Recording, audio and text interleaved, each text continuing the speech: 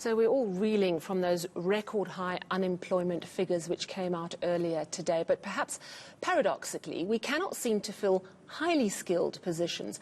First Rand's latest estate agent survey indicates more than a fifth of houses sold in the 2.6 million rand upward bracket are because people are emigrating.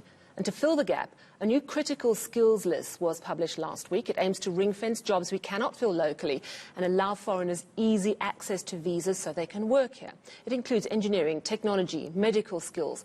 But new on the list are jobs such as chef, carpenter, digital artist and investment manager. Well, let's discuss this now with editor-at-large for the Business Day, Carol Paton. She's written an article about the ANC's immigration policy and she joins me now. Carol, thank you very much for your time. You say that the policy is perverse from top to bottom. Explain briefly why.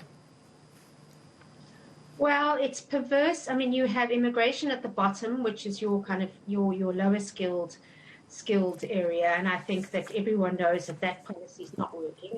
You've got millions of people coming in under the fence and then struggling and not finding work. And then you've got at the top, you've got a situation where the South African approach seems to be keep all the skilled people out, make it difficult for them to come in, and that's exactly what successful countries and the rest of the world are not doing. Everybody else wants skilled people. So we have all our nurses, not all our nurses, but many of our nurses going off to work in the UK. We have engineers in the UAE. We have people, South African skills all over the world. And yet when it comes to our own economy and saying, well, what would work for us? The gut reaction is to say, well, let's keep people out. And you write that Canada, Australia, UAE, USA, very happy to snap up our top talent. I'm just wondering about the brain drain. We've long heard about it, but how bad is it these days? I mentioned that estate agent survey, but at the same time we have had over a year of COVID-19, which has slowed down, surely, people leaving South Africa, or has it? I would imagine it slowed down everything. So it slowed everything down. It slowed everyone being able to move around the world. But I think what has been more of a problem is that, President Ramaphosa came in, there was a kind of a lot of hope that things would change. And I think that what people have seen is that, well, they haven't changed. And the outlook, the trend is not looking positive. So there's nothing has happened in the country to make people want to stay, to make people want to say, this is important, I need to be here and contribute to building this country. Rather, the opposite. People are saying, well, it's not looking good for my kids, let's go. Now, this critical skills list, the new draft, has just come out. It's the first update since, I think, 2014. Talk about the jobs that are on it and whether that will help either attract South Africans home again or actually bring the foreigners in that we need. Well, the problem with the list, the critical skills list, is that it's a list. So instead of being an approach, like, a country like Canada says, well, how many points have you got? You get this many points if you've got this kind of degree and this many points if you've got that many, that much experience. Instead of saying, well, how do we get the most attractive people in? The list is saying, like, how do we limit as much as we can? And so what Home Affairs seem to have done is to get some consultants to analyze job adverts, to say, well, this is how quickly job adverts are filled or aren't filled. And as a result, they come out with a completely bizarre list of critical skills. So I think, we've written that, well, one of the skills on the list that is considered scarce and critical is campsite and caravan park manager.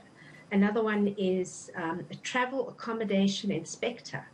Another one is a web designer.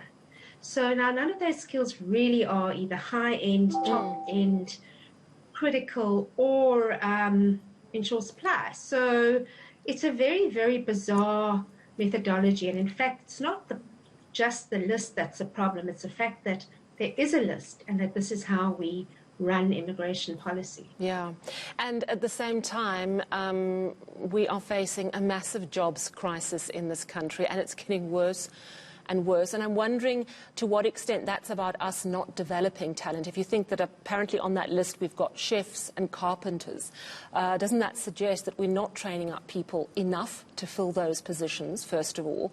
And as you explain, often keeping out foreigners who can assist us. Tomorrow, the budget will happen. Jobs surely has to be front and centre. What are you hoping to hear? What do you think the Finance Minister needs to say in this regard? Well, the Finance Minister is in a really difficult position. He, to create jobs, there are two things you really, really need. You need investment, and for investment, especially if you're saying private investment, you need confidence. So most of all, top of the list is Tito Mboweni has to restore confidence to people who have, to investors, to people who will feel, yes, I can put my money there and it will grow. And so that's number one. And to do that, it's not just about saying I'm going to create so many jobs, because that's almost, we've heard that before. We've heard those jobs targets before. The issue is I'm going to create investment, and I'm going to do that by restoring credibility, trust, confidence in the economy. And at this point, because South Africa is in such a difficult fiscal situation with this growing debt burden, that is not an easy thing to do. And it's not going to be a pleasant thing to do for many, many people, because it's going to mean that less money is spent on service delivery. So we're in a real bind when it comes to the budget. So I hope that he can come up with a credible story which says, which makes people respond by saying, okay, I believe him. I believe that there's a plan here, and I can stick with it. Thank you so much. Editor-at-Large for the Business Day newspaper, Carol Paton.